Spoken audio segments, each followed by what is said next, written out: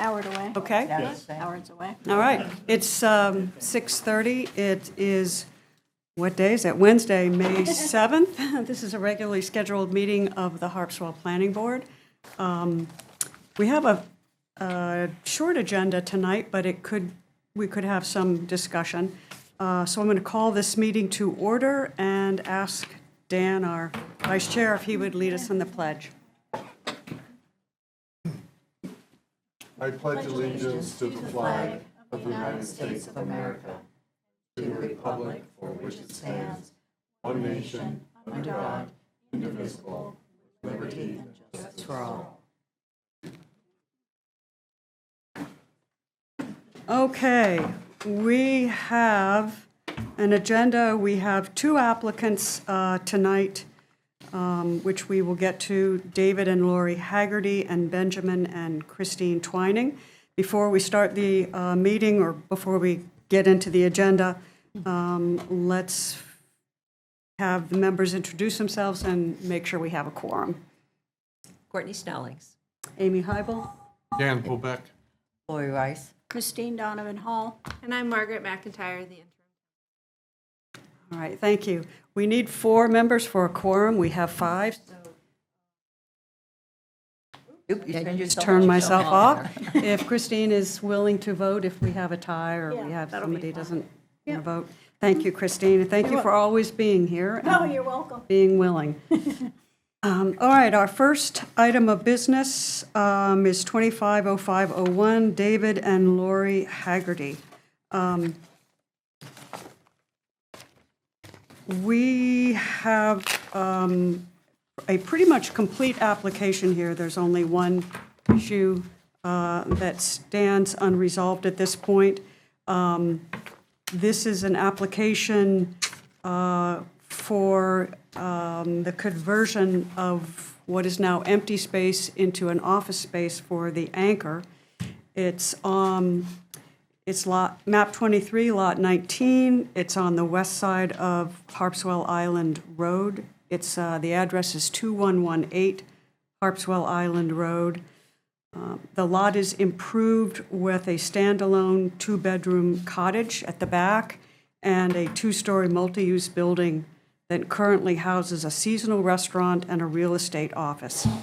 The lot is located in the Interior District, and it's subject to the requirements of the Basic Land Use Ordinance, so those are the provisions under which we will be reviewing this application tonight. I just want to make a note that prior to the Haggertys owning the property, it was owned by Chris and Heather Coffin. They ran a restaurant out of the non-residential building that's on the front, with the frontage on Harpswell Road. In 2012, they applied to or received approval from the Harpswell Site Plan Review Committee to remove a building and expand the non-residential building by approximately the same footprint.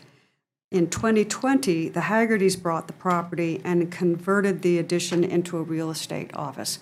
I'm stating this for the record because there has been some slip between what is on the record and what has actually happened, and I want to just put it out there and make sure it gets in the public record. The applicants propose to expand the office use into the second story of the building, a space that's currently used for storage. It's very well suited for an office. Access to the upstairs and parking will be provided at the rear side of the building, and access to the designated upstairs parking will be from what's called Ada Drive. The board is going to go through the submission requirements for this application and make sure that the submission requirements are all there, but let's hear from the applicant first, since if you'd like, or if you'd like to just go ahead, answer I think, questions. and go through them, and then if you Okay. have questions for me, I know it's basically about parking, so Okay, I was super. here to answer any questions you have about that. Thank you. All right, before we do that, I'd like to turn it over to our planner, Margaret, and see if she's got any updates or anything she'd like to No, add. I just, really, I feel like the two issues that I saw, not issues, but the two kind of boxes that we needed to check were septic and parking. So I think a lot of this other stuff although we need documentation of it, like the lighting and the trash removal, it's not really super important because you're not doing any site work. So But the septic has been, totally, yeah. Done, so- Yeah, so those were my only two real Oh, questions initially, going okay. into this, this Okay. application. Okay, thank you. I think what is really important to note is that we have to get things right on the public record, and that has been a challenge in the past for various reasons. And tonight, that's partly why I read a little bit of the past use of the properties. We need to make sure that we get the public record up to date and accurate, and so that's what we're doing. It may seem like some of the submission requirements are minor, but we do have to be able to show that they have been met, and that the approval is based on the requirements being met. So what I'm going to do, at risk of being a little boring, is I'm just going to go through what some of the submission requirements are, and I'm going to ask the board to go through them with me. I'm actually working off of a May 1 document, but there's an updated document, a May 5 document. They're very much the same. So if I make a mistake, it's probably because I'm reading from the wrong document, but I'll try to make that juxtaposition. So, as I said, this is a site plan review issue, and Section 14 of the Site Plan Review Ordinance specifies the materials that have to be submitted with an application. The board can waive some of those submission requirements if it feels that it's not needed to determine the applicant's compliance with the standards of approval. Since the application involves no development of the site, the planning board could waive the requirements of a boundary survey. So I'm going to make that motion unless someone else wants to make the motion. I'm going to move that we waive the boundary survey submission requirement for Section 14 of the Site Plan Review Ordinance and find that the application is complete in that regard. Is there a second? Second. Okay, Courtney, second. Any discussion? All right, all those in favor? All right, so boundary submission has been waived. So now we move to Section 15, and this is criteria that serves as minimum requirements for approval of the application. So, since the proposed expanded use of the building doesn't include any development on the property, this is actually a pretty easy thing to review. Some of the site plan review ordinance standards in Section 15 aren't applicable. The planning board's review of the application's conformance with the site plan review standards is divided into two parts: standards that are not applicable and standards that are. This sounds confusing and maybe even redundant. It's the way our ordinance is written, and it's just the way that we have to go through it in order to comply with the ordinance. So I'm going to list the standards that are not applicable to the Haggerty application. And they are 15.1 dimensional requirements, 15.2 utilization of the site, 15.9 stormwater management, 15.6 internal vehicular circulation, 15.7.2 parking layout and design, 15.10 erosion control, 15.13 utilities and essential services, 15.14 natural features and buffering, and 15.22 additional standards for the Mitchellfield Marine Business District. Obviously, this is not in the Mitchellfield Marine Business District, but these are standards that apply to this section of the ordinance. So given that, I will move that the planning board finds that those standards of Section 15 are not applicable to the Haggerty application to expand the non-residential office use to the second story of the existing structure. If there's a second, That'd be great. Okay, Lori, is there any discussion? No discussion. All those in favor? Thank you. All right. Now we're going to move to the standards of Section 15 that are applicable to the Haggerty application. Most of these standards have been met. There's only one standard that hasn't been met, and we will have a discussion about that standard and see where we go with it.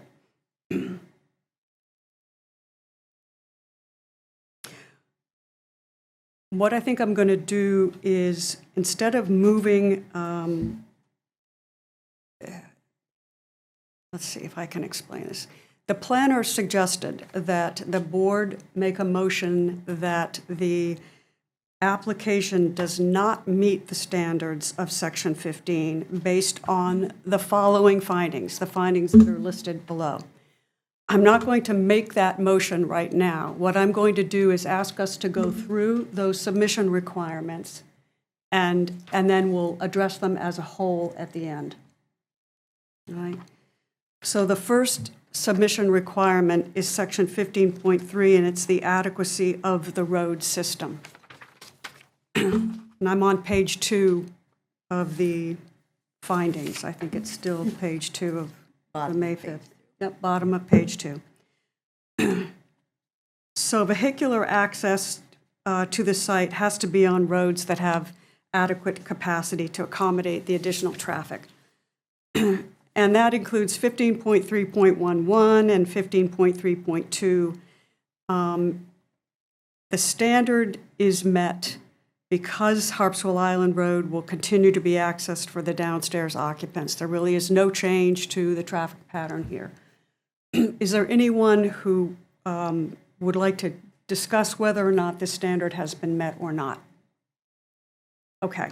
Amy, I just want to make sure on the version that you have, there's a little star where it says trips per day, but in the revised version, it's got a 1 there. Oh, okay, thank you. Thank you for pointing that out. I will look at both of these as we go along.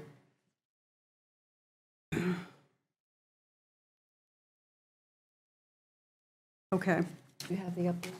I do. I'm just looking for, where is that star?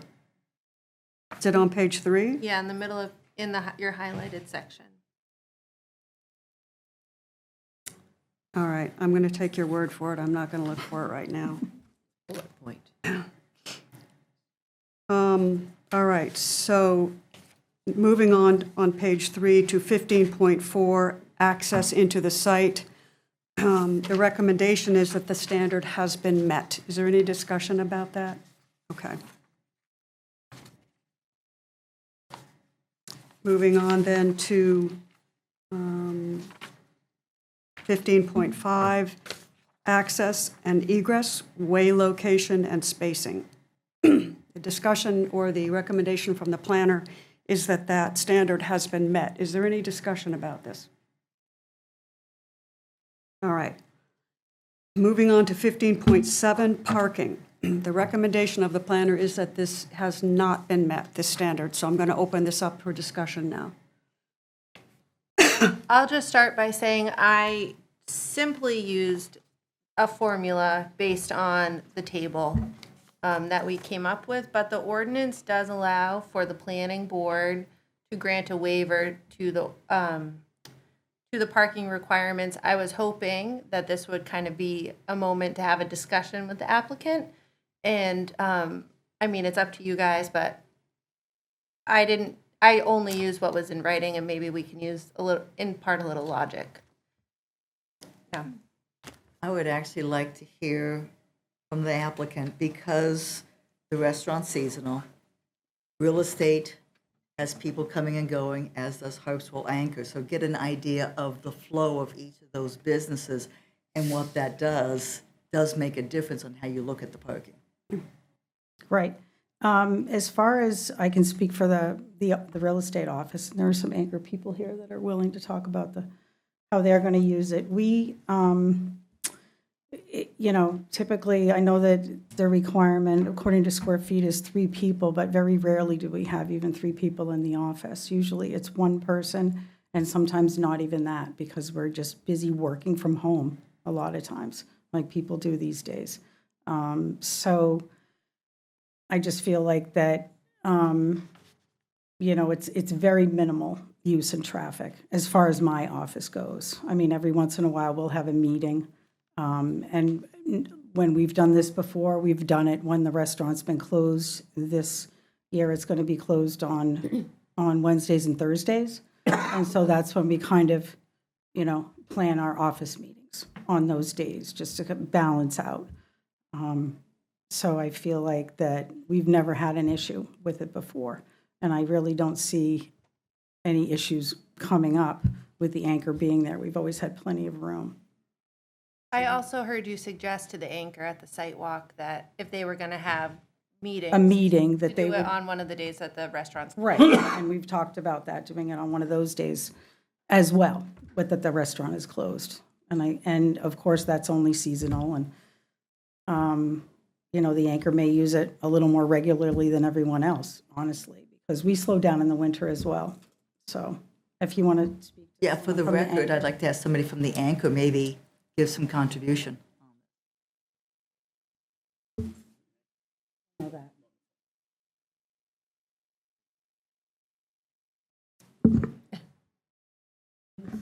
Hi.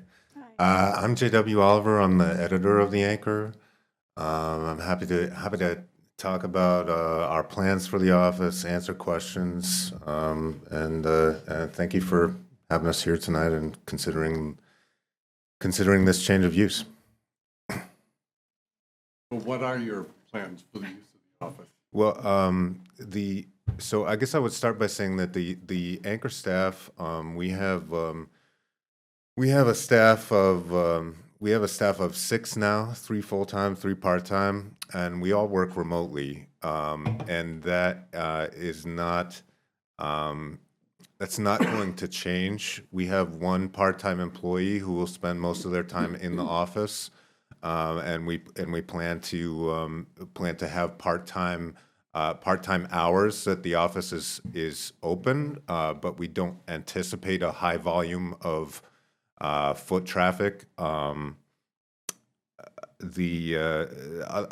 the rest of us will continue to do what we do. We might have, for example, I might have hold office hours like professor's hours, once a week, where if people want to come in and with a suggestion or a complaint or anything to deliver a letter, they can come in and talk with us. But generally speaking, it's going to be 1 person there, maybe 20 hours a week. Sometimes there'll be other employees coming and going, but it's not going to be an office where we're all reporting for duty every day. So Lori said that we could plan our meetings on days when the restaurant is closed, and we're certainly willing to do that. I think that our board meets remotely. All our meetings are on Zoom, and we don't plan to change that. And certainly if we are going to have a meeting there, we can plan it accordingly with the restaurant's schedule when they're in season. Any other questions from the board? Does anybody from the restaurant happen to be here tonight? Does anyone from the restaurant happen to be here? They just opened, didn't they? Oh, they're not open yet. Okay. Yeah. All right. That may explain why. I have a question for, I guess, for the applicant who is hiding. Hi. Of course, JW is taller than everybody else, so I'm just curious if for some reason it's like there's a 3-spot discrepancy with the parking. Right. Would there even be any Yeah, place if something, is there any space, something could be I actually made up added? a little outline of parking. Is it different than what's in the application? Yes. Oh, cool. Yeah. It's more of a little outline of parking that Thank I you. added to there. We keep Thank you. two trailers there that can be moved, and also this road. I can't see it. Added some. Those are definitely on the side under the tree. Those are easily places that can be, Yep, Okay. I remember. So that there now are 20 possible spaces, there correct? definitely are more possible spaces you. that I did not count in the Cool. beginning because I really didn't know there was a. I would have put it in if I did. Yeah. But there, have a lot of needed to use, but it is available to use if needed. Thank you. Lori, Yes. how wide is the driveway? Because you have 2 parking spaces there. I want to make sure it's wide enough to accommodate 2 cars. About 22 to 23 feet. Okay. You could definitely get around somebody there. And you can look at the size of the cars there. There are 2 trailers there right now, is Well, that correct? or- there's a work trailer and a boat trailer Okay. that you can't see under the trees. They're Well, under the trees, okay. Okay, thank you for that. Dan, do you have any comments or questions? Well, according to that, then you're talking about having 20 spaces Right. on site. Right. We could definitely, if necessary, have 20 places on site. I just didn't include them. I mean, they're there and they're used. I can move my trailer and the boat trailer somewhere else. So it's very doable. I just didn't know I needed to have that for the application. I didn't know there was a number I needed. I was just counting what we've been using over the past few years. Right, well, my concern was that even in the past, and, I've gone to the restaurant there for a time, and it hasn't been a problem, so long as people were able for an overflow to use the post office. Some people do park in the post office in the evenings when it's empty. Yeah, and so if you weren't able to get 20 spaces on site, and which you've kind of cured here, my suggestion would be that rather than some sort of an informal, I guess it's okay if people park at the post office, that there be an agreement with the owner of the property that would allow for that. Yeah, there's probably about 45 owners. She's right there. That's where I come in. You want to come up? To start with, this is way less use than it used to be when Heather operated her. Would you state your name and Oh, I'm for the sorry. record, and maybe pull the microphone down a little bit? We have the same Hello. problem. Okay. I'm Roxanne York. And I used to own the company that Lori owns, but I never lived there. I never worked there. I worked at home. So she bought the building, and when she bought the building, it was a much busier restaurant. The space that's now office space that has usually 1 or 2 cars at it now used to be a restaurant space with all tables. So the use has gone down. The new restaurant that's going to open, we are thinking might use the post office parking. The post office, we were going to lose. We were going to lose it because somebody wanted to up the rent in the post office and punish the town and get rid of the Bailey Island Post Office. So we've quickly formed an organization called Save the Bailey Island Post Office, and within 1 month, bought the building and rented it to the post office with $1,000 a share. So we came up with $209,000 within 1 month's time by forming an organization and selling shares. So now, 15 years later, we still have about 89 shares. A lot of us are dead, and some of us have passed on to estates. So I'm stuck every year trying to find everybody and trying to locate where the K-1 forms are going to be sent. Takes me about 3 months because people don't tell me where the estate is, and some people I don't even know where it is. I've been trying to track them down. It's been very hard detective work to do. So I've come up with a brilliant plan that I am going to sell the post office and pay everybody their shares back to somebody who will be a one-person owner, and they can have one K-1 form. Now, there are the only people who have a voting share in the Save the Bailey Island Post Office are the people who initially bought at least 5 shares. Out of that, the only people left are my husband, his ex-wife, his, John Frizone, and Les McNally's wife. So there's 4 of us who have a right to vote.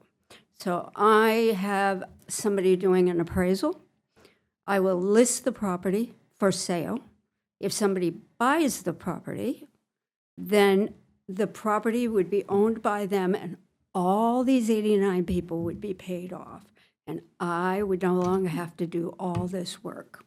So I would be thrilled if somebody did this. And Lori would be a very good buyer.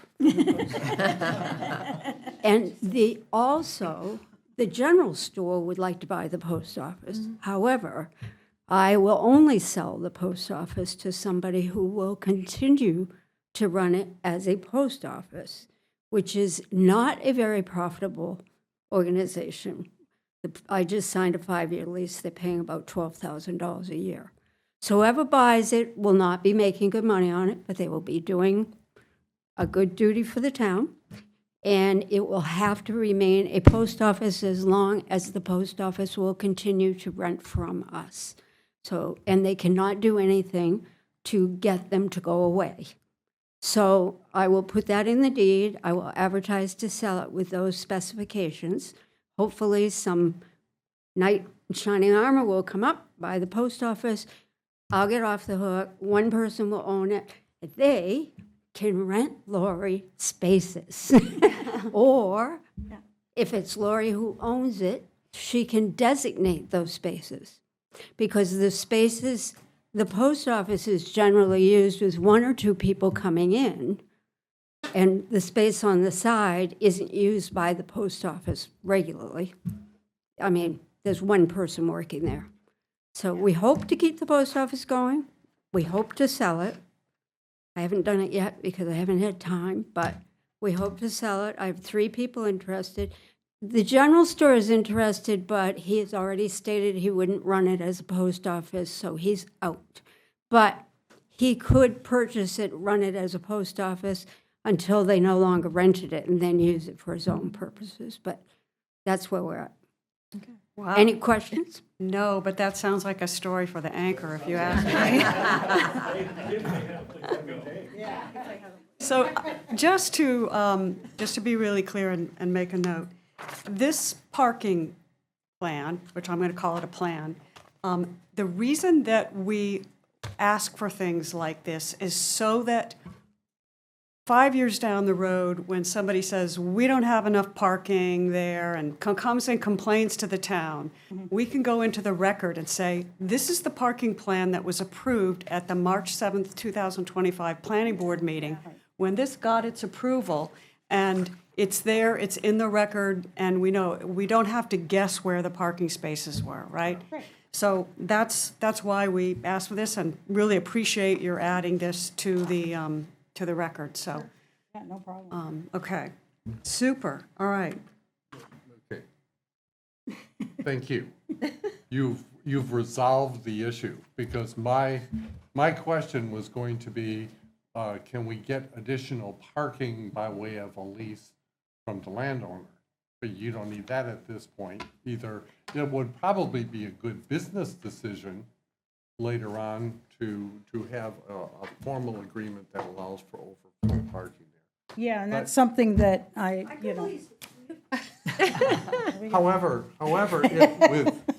However, that's a business decision that's Right. really beyond what we need to do. All we have to do is look at it and say, Right, but it is- are you it's meeting the nice to look requirements forward. now with the 20 spaces? And I think you've done it. Yeah.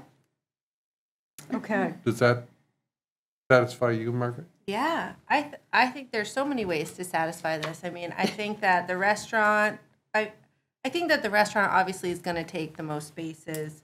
People will park at the post office whether or not you let them. I Right. know that can't be part of our official approval. I think that the real estate office will probably use one spot. I think And Anchor mostly- will probably use one spot. In the summertime, we always Yeah. park in the back Yeah, to give the restaurant all the spaces in Yeah. the front. That's kind of what our, unwritten agreement with them is, because we wanted to make it easy for them to do business. Yeah. I mean, offer them all the spaces for their Okay. customers. So it's easy for us to drive around. Okay. I think with the current proposed use, there should be plenty of spots. All righty then. I think based on that discussion, we could revisit the findings of fact and make a motion with some clarifications with regard to parking. So I'm going to try to do that. And I'm flying by the seat of my pants, so I'm sure that Dan will let me know if I'm making a mistake here. Regards to set standard of section 15 that are applicable to the Haggerty application. I move that the planning board finds that the application of David and Lori Haggerty has met the standards of section 15 of the site plan review ordinance based on the findings dated May 5th, 2025,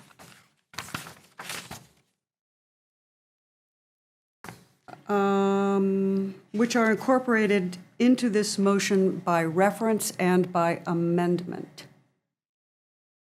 Section 15.3, adequacy of the road system. Section 15.4, access to the site. Section 15.5, access and egress. Section 15.7, parking. Madam Chairman, Yes. at that point, I think we need to note that the standard is met because 20 parking spots will be on. That was going to be my motion. I'm going to add to that, if I may. The standard is met based on the seasonality of the restaurant business, the irregular use of office space as people are working from home, the flexibility of the anchor to schedule meetings when the restaurant is not in operation, and the drawing submitted May 7th, 2025 by the owner applicant, which shall constitute the parking plan of record. I learned from you. Okay. I think we're on 15.8, pedestrian circulation. 15.11. 15.12. 15.15. 15.16. 15.17, 15.18, 15.19, 15.20, 15.21,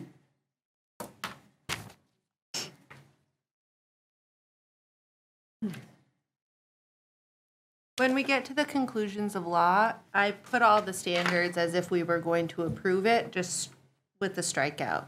So that should be good for us All right. to use. Yeah. Okay, so I have made a motion. Is there, But are we looking for a second? I'll second it. Thank you. Courtney seconds. Any discussion? All those in favor? Thank you. So the application is complete with those additional details as stipulated. So in light of these findings, well, actually, would anybody else like to make a motion? It's written right there for us. I don't need to dominate the motions. You're doing such a good job, though. No, go ahead, Dan. You're more experienced. all right. In light of these findings of fact with consideration given to the supporting documentation in the record, I move that the planning board reaches the following conclusions.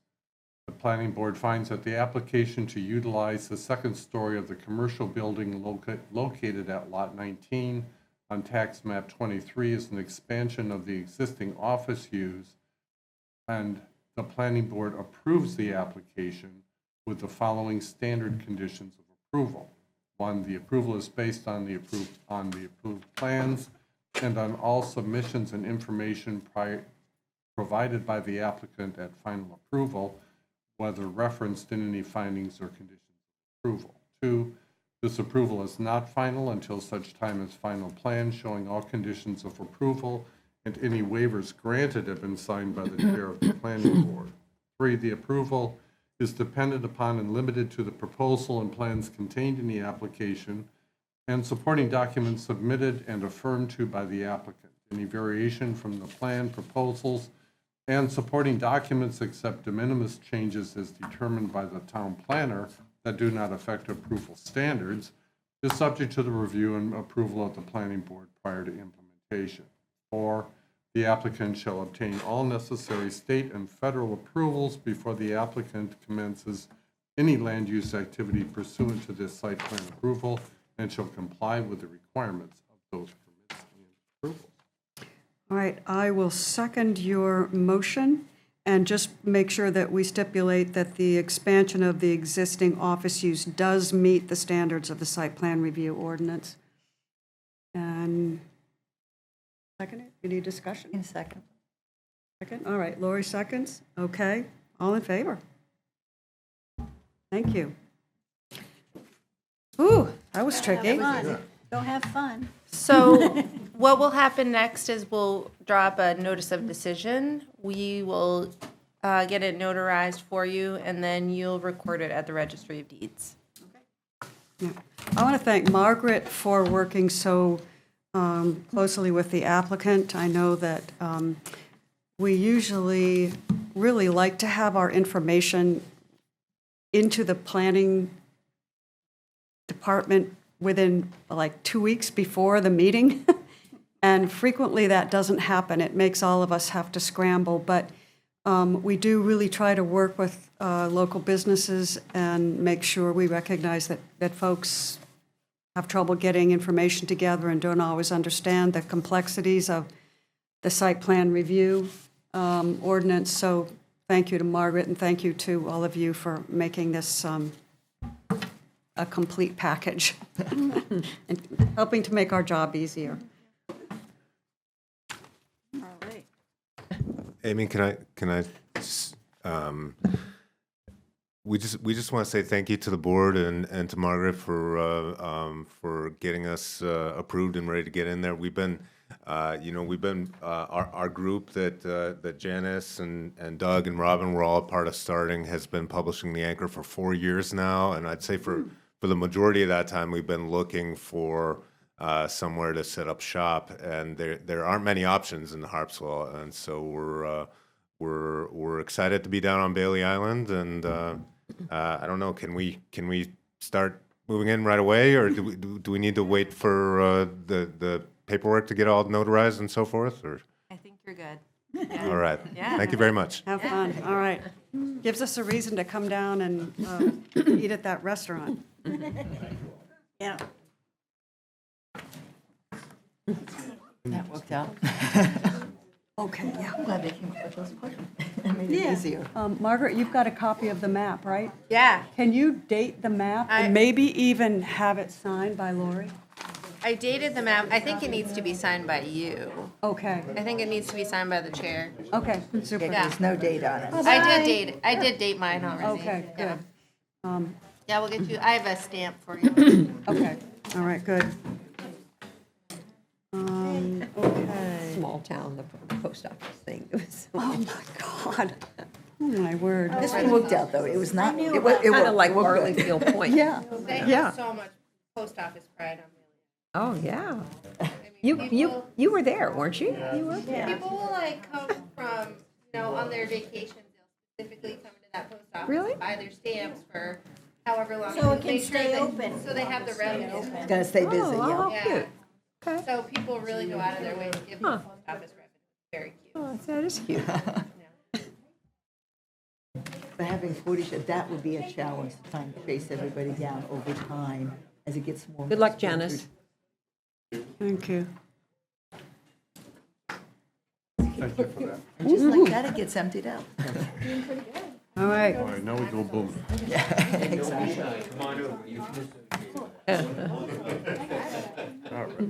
All right, the next item on the agenda is 250502 Benjamin and Christine Twining, who are owners. This is an application for drilling and blasting on map 39, lot 19, address of 14 Sanctuary Road. It's a consideration of an application to blast more than 300 cubic yards. Just to summarize this project, the Twinings own a lot at 14 Sanctuary Road. The lot has approximately 341 feet of frontage that abuts Gunpoint Road and 385 feet of water frontage on Gunpoint Cove. It's just under 5 acres at 4.76. It's part of the Paul Nelson subdivision. It's currently developed as a single-family dwelling, and it's non-conforming currently in regards to the 75-foot setback from the upland edge of a coastal wetland. On February 12th of this year, 2025, the Codes Office issued a permit to tear down the non-conforming dwelling and build a replacement in a conforming location. And the applicant proposes to blast 520 cubic yards for the foundation of this new conforming dwelling unit, this replacement structure, and 190 feet trench for the water, power, and septic lines and the underground propane and septic tanks. As we said before, the town has a blasting ordinance, so they need to come before the planning board in order to have approval for that for the blasting that's proposed to be done. Margaret, do you have anything to add? No, Okay. pretty straightforward. Pretty straightforward. Does the applicant want to add anything? You don't have to, but. Yep. Okay. Okay, yep. Okay, so the house has been removed? Okay, great. All right, so the performance standards for blasting are that the hours of, and this is section 4 of the blasting ordinance, that blasting shall be limited to daylight hours no earlier than 8 a.m. or later than 7 p.m., Monday through Friday inclusive. Detonation or of misfires may occur outside these times, but they have to be reported to the Codes Office in accordance with Section 5 of this ordinance, and blasting is prohibited on the following legal holidays: New Year's Day, Memorial Day, 4th of July, Labor Day, Thanksgiving, and Christmas. Before we make any motions, I know that there were several abutters that were notified of this project, and I don't see anyone in the audience who is here to discuss the project as an abutter, but I wanted to just ask if there's any letters or if anyone has anything. Okay? No, haven't heard a word. No? Okay, And there were no abutters at the site visit either. that's true, okay. So I will move that the planning board finds that the standards are met since the applicant states they will only blast between the hours of 8 a.m. to 6 p.m. on weekdays. Is there a second to that motion? Second. Lori, thank you. Any discussion? I'm thinking maybe this is in here somewhere, and if it is, I'm sorry. Is there a limit to how many blasts you have between 8 a.m. and 6 p.m.? Like, could it be 400 blasts? Is it 10 blasts? I'm sorry, I don't know this, but I was wondering. Can you come up, if you're going to answer, come up to the podium and state your name and. Tim Purington, owner of Drone and Blasting Specialist. Normally, you know, we shoot what we can cover with the blasted mats safely. It takes time to drill the holes, prepare, then you gotta put mats on, so, you know, it's usually every 2 hours or so, you know, you might blast, depending on the depth and stuff like that. So that's quite a few blasts then, on a You daily could- basis. You could have 4 or 5 usually, probably, on a daily basis. Yeah. Thank you. But I do remember, if your procedure is the same as last time you were here, you try to do smaller blasts. Right. So you might do more, Right. but they're going to be a little bit smaller. Any anticipated use of like, I might get the terminology wrong, the rock hammer or the, that pounding drill? Whole ram? Yes, thank you. Yeah, it's just too much ledge there to try to whole ram that out. So just be blasting only? Yeah, be more of a nuisance than us blasting, I think, hammering that for. Yeah, And then it's always up in the air whether you can get it all okay. with a hammer. Could you? Yeah, thank you. Thank you. Chip Thorner, I'm the builder. The only time we use something like that is if Tim's gone, we blasted everything, and let's say you find a little hump of ledge that the water line has to go through, but it's just a small thing, then to get him back and by rights talk to you guys again, because now we're blasting again, then it makes more sense for the hoe ram.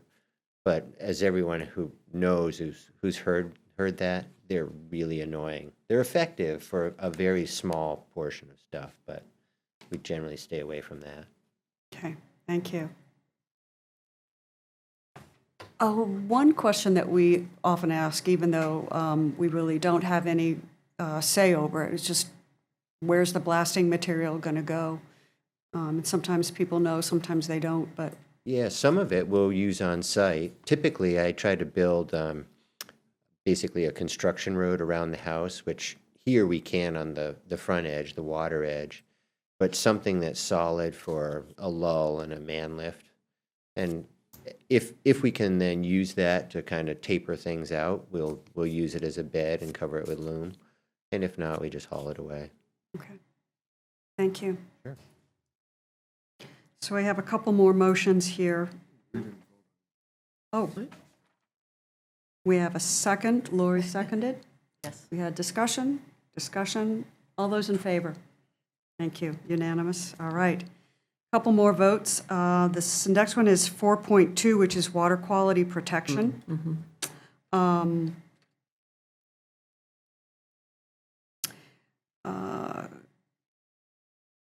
I'm going to move that the planning board finds that this standard, section 4.2, water quality protection, is met since the applicant notified abutters within 250 feet of the blast site by certified mail of their right to a pre-blast water test.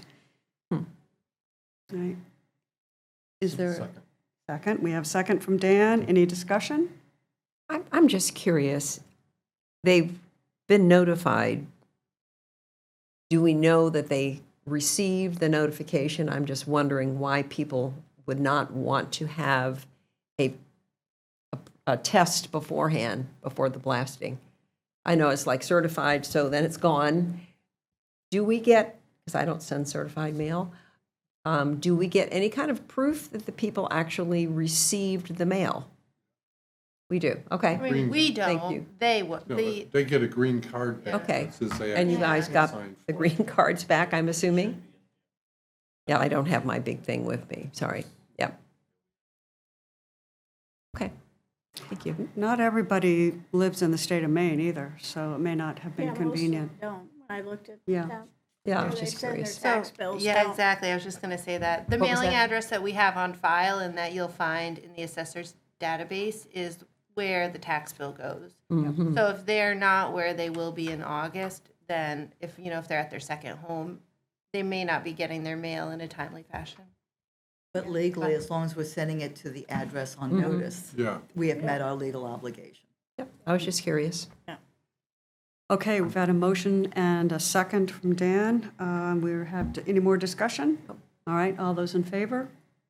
Thank you. Section 4.2 is satisfied. Section 4.3, ground vibrations, air blast pressure, and seismographic records have to comply with state law. I move that the planning board finds that this standard 4.3, is met since the applicant has a permit for explosives user from the state of Maine. Any second to that motion? I'll second it. All right. Thank you, Courtney. Any discussion? All right, all those in favor? Thank you. Okay, I move in light of these facts and the votes with consideration given to the supporting documentation in the record that the planning board reaches the following conclusions. The board finds that the applicant drilling and blasting rock specialists on behalf of the owners Jerry and Ruth Welch have met. Twining, that's a typo. Oh, great. It should say Benjamin and Christine Twining. Oh, Yeah, sorry. Benjamin and Christine. Thanks, Tim. Too. Okay, as the planner has corrected, have met the standards of the Town of Harpswell blasting ordinance. The planning board approves the application for a blasting permit to remove over 300 cubic yards of material via approximately 15 blasts on map 39, lot 19. That kind of addresses Courtney's issue. So motion, any second to that motion? Do you want the conditions of approval? Okay, yeah. All right, conditions of approval.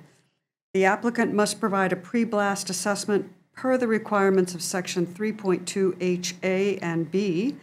At the time the permit is granted by the CEO, no blasting shall occur between 8 a.m. or after 7 p.m. on weekdays or on weekends or legal holidays. Okay. I think we had Lori as a second. Yeah. All right, any discussion? All right, all those in favor? Thank you. So be it, and so it is. It is done. All right. Thank you. Tim, the blaster, I'll try to not put you last on the agenda next time. You're 2 for 2. Sorry. I just put them on in the order that we get, when the order that they arrive in the office, so. You Next do time the I'll best put you you on can. top. As it pays to drive home. Good I don't job. know. Well done. Thank you. Thank you, Thank guys. Yeah, you're all set, thank you. Yeah. I like your ponytail, You're too. released. I do. It's very youthful. You can go to recess now. Not many people. As a lawyer, you can't do that. As a photographer, Yeah, there you go. Thank you. All right, moving on. Other business. We have consideration of the minutes from January 29th, February 12th, February 19th, March 19th of the 2025 meetings. I am willing to entertain a motion. I move that the minutes be accepted. Is there a second? I'll second that. Deanna, second that. All those in favor? Thank you. All right. Wonderful, guys. I didn't want you Okay. to add any more. I know, really. Okay, planners update, summary of 429 workshop with MDEP. So I handed out everybody an excellent summary that Courtney wrote. No, actually, I wrote it. Oh, I'm sorry. I was looking at Courtney talking about Amy. That Amy I was going to wrote. say, Nice job, Courtney. Courtney did make some really good suggestions. She caught me out in some typos and misuse of words. So Amy did a really excellent summary. It's been shared with anybody who attended the meeting. There were a couple people. There was one, a butter from Pole Island. Right. We spent the majority of the meeting talking about Pole Island because it's a really great example of what is so impossible about the DEP's regulations. Jeff Kalinich was very receptive. I think in the end, he said he's going to go talk to the DEP, the other shoreline zoning coordinators, and his boss, and try to come up with some solutions for us. And in the meantime, we're kind of in a holding pattern until we know what our next steps are. Okay. What I found encouraging is that Judy Colby George of Viewshed was at this meeting, who was our consultant for the project. She said she's working for at least 4 other towns now doing the same project. So everybody's going to go through this. Everybody's going to come up with the same questions. And I look forward to seeing what other people come up with using the same set of standards. So I think it's kind of an impossible task. I will add that I talked to Aga from Drummond Woodsum the other day. We had a, I can't remember how his name starts with a D, but we had a workshop with her in the fall sometime, I don't know, early winter. And I kind of picked her brain because she had some suggestions at the time. I really wanted her to give me an answer, which she doesn't have, of kind of what to do next. She gave me some ideas, which I have here. She didn't really give me anything super helpful other than, we're always, she kind of suggested that we're always available. The option is there for us to be more restrictive than the DEP. And if we want to take the approach of carving out areas in town that we consider to be developed and leaving the rest of the town to be considered undeveloped, that is our prerogative. And we can do our maps like that and then present them to the DEP. And she thought the DEP would be very favorable to that idea. So, so that was kind of one of her ideas, but she basically said, whatever we come up with, if we, can support our argument of why that's where we put the lines, that the DEP will probably support it. Doesn't tell us where to put those lines. That's really my That's problem. the hard part, yeah. But that, we did have that conversation, and I'm happy to involve her again at any point if we want her to be. But until we have kind of how we're going to move forward, I don't know what to do. I think that this meeting Margaret put together for us was really, what's the word I'm looking for? It was long overdue and really helpful for Mr. Kalinich. He didn't quite understand, and I don't think his colleagues at DEP quite understood the complexity of Harpswell's situation with these maps until they actually saw it at a meeting on the face of it. And as a result of the meeting that we had, he's going back to talk to his colleagues about how to really revise the way that the state looks at this whole issue. Glad he was here. I'm really glad he was here because, it just shows the importance of meeting face to face and actually having a face-to-face discussion. Because when he met with us before, and we didn't have Judy there, and he didn't really understand why this was so difficult for Harpswell. And so the second meeting really pulled things together for him, I think. We're also under the gun in terms of the law requires that we catch up now, and the maps, we haven't really had accurate maps up to this date. But I think what he saw and heard was that Harpswell is kind of between a rock and a hard place. I told him flat out, we're not going to go before the public to recommend these zoning map changes when the state isn't really clear about what the regulations are as they apply to the complexities of Harpswell. Because the planning board only has one shot at really explaining this, and if we don't do a good job, then we're going to get a lot of pushback, and that's not going to be good for anybody. So we're going to have another meeting when Margaret schedules another meeting after Jeff gets back. When we have something to talk about, I guess. Okay. Yeah. But I mean, if it takes too long, we can always just schedule another workshop. Okay. Yeah. Has he gotten back to you yet? No. Okay. Because really having him, we need him to have clarifications with his colleagues and an answer for us. Yeah. Otherwise, it's just going to be another round robin meeting with no moving forward. Exactly. What I did find a little bit encouraging was that I felt like we had a hard time defending our map to the general public last time. At least I did. I had a lot of conversations with people, especially Kurt Pelsu from Pole Island, who really did not agree with our maps. But I was encouraged by Jeff saying, like, it's the DEP making us do this. It's not us doing it because we want to. This language is in there, and we are behind the times. We need to catch up and update our maps. So I thought that was a little bit encouraging. Like, it's not our decision to. Yes, yeah. Yeah. The other thing that he made clear was that the designations end at the lot line, which is really good. That was really good. So, And also a little hard. Yeah. yeah. Because what if the lot line, what if there's 2,000 feet of water frontage? You know? And then, well, anyways, that's. Yeah, you're no, getting into that discussion. this is just, it's almost a lot by lot designation. We have a lot of work to do on this because we should be undoing some of the commercial fishing designations. And then we need to take a look at the shoreline zoning maps in light of the unofficial map that the fishing community has put forward and that we had a public hearing on last Saturday. And so there's a lot to take into consideration. But anyway, just wanted to thank Margaret and update the board on that. Okay. But you'd think there's other towns, go up the coast. There's so many other towns that are in the same situation we are. What did they do?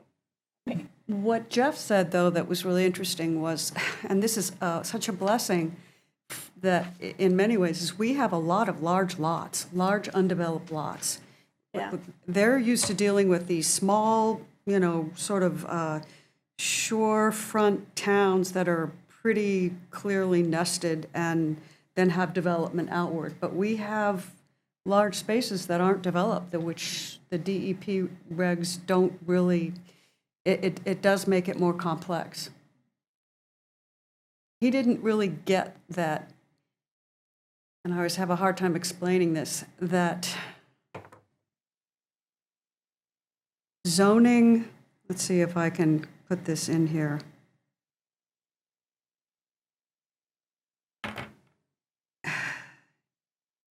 That I may not, okay, so it was clear that the current rules might actually promote shoreland development over time because land is considered developed if there are two principal structures within 500 feet of each other. And on larger lots, the construction of a new principal structure could kick a neighboring property out of resource protection under the current rules. He didn't get that, even though Matt really tried to explain it to him. Matt and someone else really tried to explain it But to he him. got it at that meeting? He got it at this meeting. All right. Yeah. Yeah, the idea of like a development creep, kind of. Yeah. Yeah, he Exactly. got that. Good. Oh, good, at least he understood that finally. Yeah, he kind of had an aha moment, I think. I do have some other things really fast. The Times Record is only printing one day a week. And for most of our noticing, all of our bylaws mandate that we advertise with the Times Record. There are state requirements for subdivision amendments, that noticing requirements, but I would like permission from the board to look into revising the bylaws to remove the requirement to advertise with the Times Record. And I reached out to Howard to see if that was a project that he was willing to take on, if you guys are okay with it. Howard and I can work together and then come up with a draft for you guys to read at the next meeting. Good. I know paper readership across every municipality is I think the Harpswell, if we put our information in the Harpswell Anchor, it would reach 100% more people. Yeah. Yes. I don't think probably one person. I don't read Times Record. But does Because that it's meet more the like state Brunswick, requirements? you know? No, oh no, it doesn't. We would still have to advertise in Maybe the do both. In a Times Record. newspaper of general circulation or whatever. that- Yeah, and it has to be second class, and I don't know what class the Times Record is. I mean, the Harpswell Anchor. We can always also advertise in the Portland Press Herald if we need to. But our bylaws say that we have to put our agenda in the Times Record, any new items. So maybe a solution is we just have a standing ad in the Anchor that points them to our website. The problem is that their cutoff for their ad and our cutoff for our application deadline don't line up. So Right, and we don't have our deadline till the end of the month, so that doesn't really work as far Yeah. as actually putting our agenda in the paper, but I mean, it would go in the online version, but I don't know whether that's good enough. What you The could do online in version, the they're ad is updated just that the online version Yeah. is updated Yeah. on this date. yeah. That's true. Well, it could be for our purposes, but for state purposes, for ordinance amendments, all that kind of stuff. And subdivision amendments. Subdivision, yeah. Right. Problem. So we'll still have to advertise on one of the other papers, but we might save ourselves a lot of money. Yeah, let's do that. Advertising in the Times Record's really pricey. Okay. All right, with your many blessing, I will work on it. What does next month look like for applications? We have one in 2 weeks. Well, we have a meeting in 2 weeks with 3 applicants. There's a tear down rebuild. There is a site plan amendment. And there is one other.